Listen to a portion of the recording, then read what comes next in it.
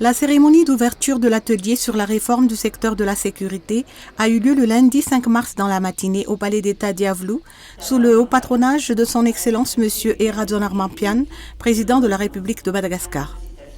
Le fait d'héberger cette cérémonie qui touche un sujet qui revêt d'une haute importance pour Madagascar démontre l'engagement de l'État malgache et le gouvernement et constitue la traduction de cet engagement dans l'action vis-à-vis d'une paix et d'une sécurité durable à Madagascar. Madame Violette Kakiomia, coordonnateur résident du système des Nations Unies, dans son discours a souligné que le rôle des Nations Unies est d'appuyer le développement d'un secteur de la sécurité efficace et responsable comme seule solution viable pour améliorer la sécurité humaine. Elle a également déclaré que parmi les 17 objectifs de développement durable, l'ODD 16 vise à promouvoir des sociétés paisibles et inclusives pour un développement durable, à fournir l'accès à la justice pour tous et à construire des institutions effectives, redevables et inclusives à tous les niveaux. Le développement durable 16 est clair dans ce sens. Sans la sécurité pour tous, assurée par l'État régalien, il n'y a pas de développement soutenable et durable.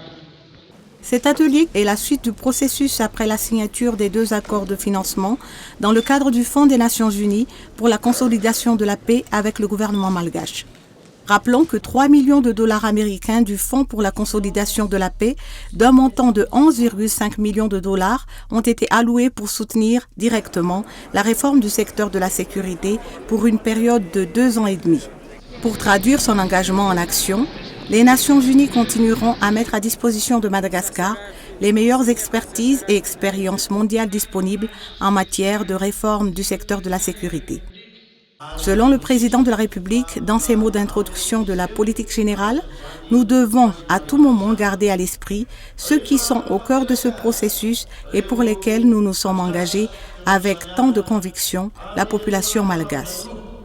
Il a également souligné que toute action en faveur de la sécurité tend vers le développement de Madagascar. Le système de sécurité doit désormais être compris comme cette vaste organisation qui désormais déborde largement la seule dimension des forces armées, à laquelle ont trop longtemps été réduites les considérations sécuritaires. Ce système comprend aussi, bien entendu, la police, comme il doit recouvrir les institutions judiciaires et pénales, ainsi que les services de renseignement. En terminant son allocution, le président de la République a remercié tous les partenaires techniques et financiers, notamment les Nations Unies et l'Union africaine, et a invité les acteurs qui contribuent à ce processus d'armée de persévérance, car il y va du bien-être et du mieux vivre de la génération future.